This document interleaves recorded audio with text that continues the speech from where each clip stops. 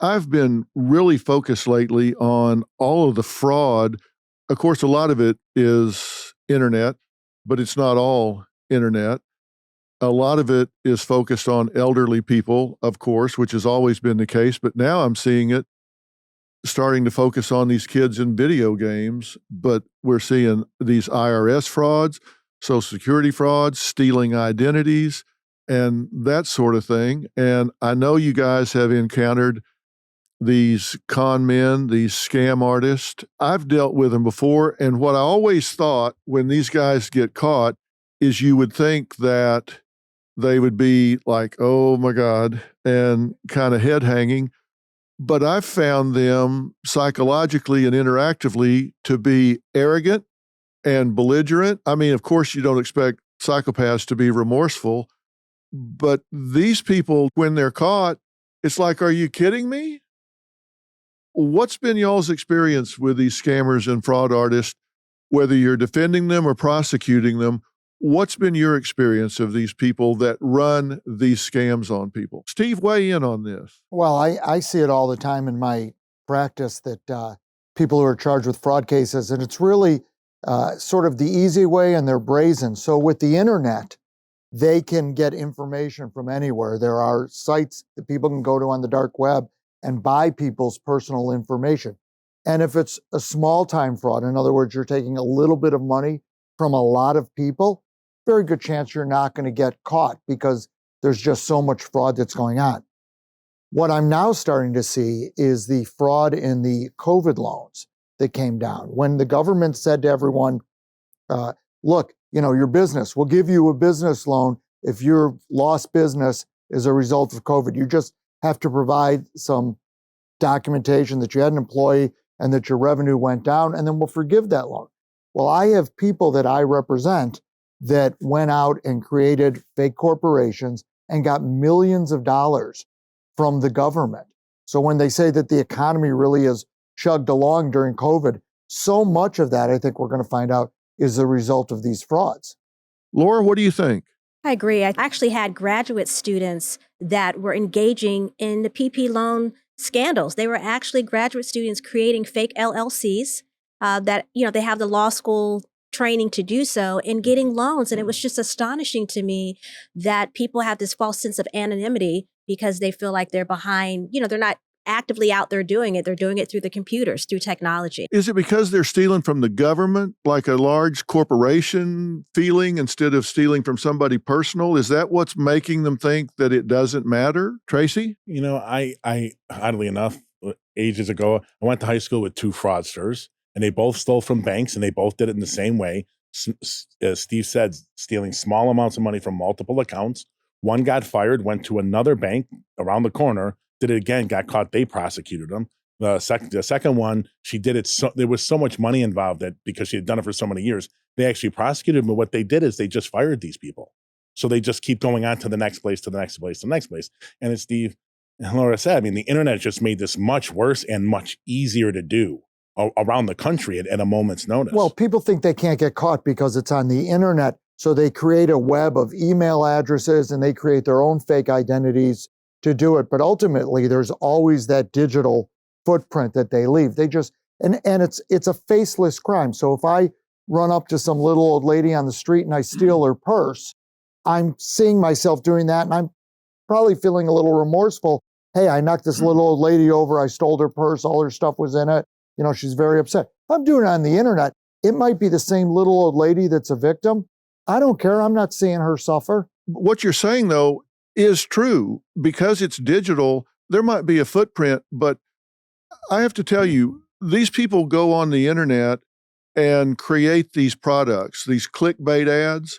It'll say, Dr. Phil revolutionary product, or Dr. Phil and Robin. And there'll be something there that says, CBS upset over Dr. Phil and Robin creating this great product or something. People go like, what's that about?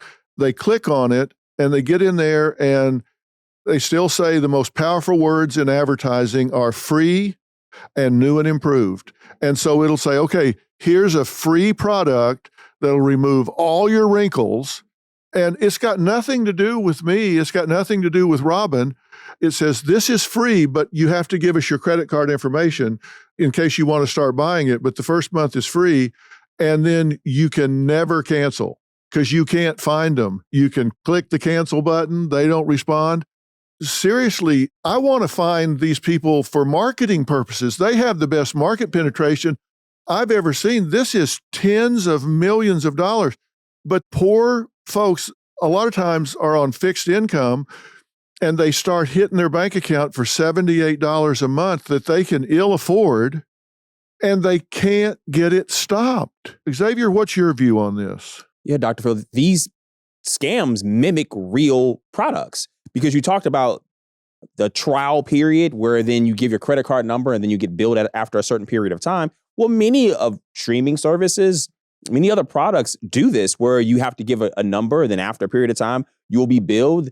Many of delivery services do that as well. So people are used to doing some of these activities in terms of engaging in perfectly legal activities, but then the scammers are maybe using SEO in terms of connecting with Dr. Phil and then attaching to something that's fraudulent. So the hair regeneration stuff I bought that had your name attached to it. I use it. Yeah, it's not going to work. I use it. What's that tell you about it? It doesn't work damn bit.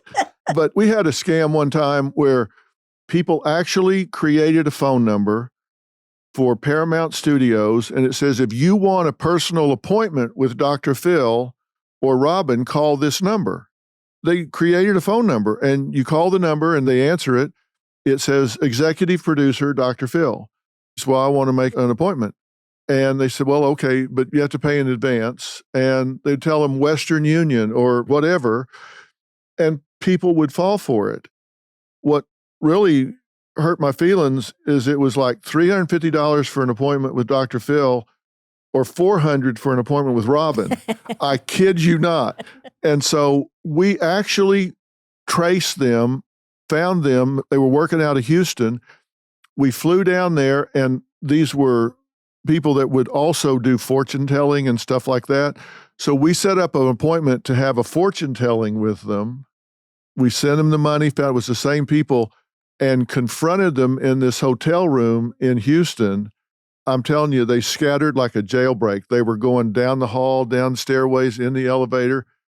And I got in the elevator with three of them with a camera crew. It was the slowest elevator in the world. We Wow. went down 18 floors with these people, and they were just dying.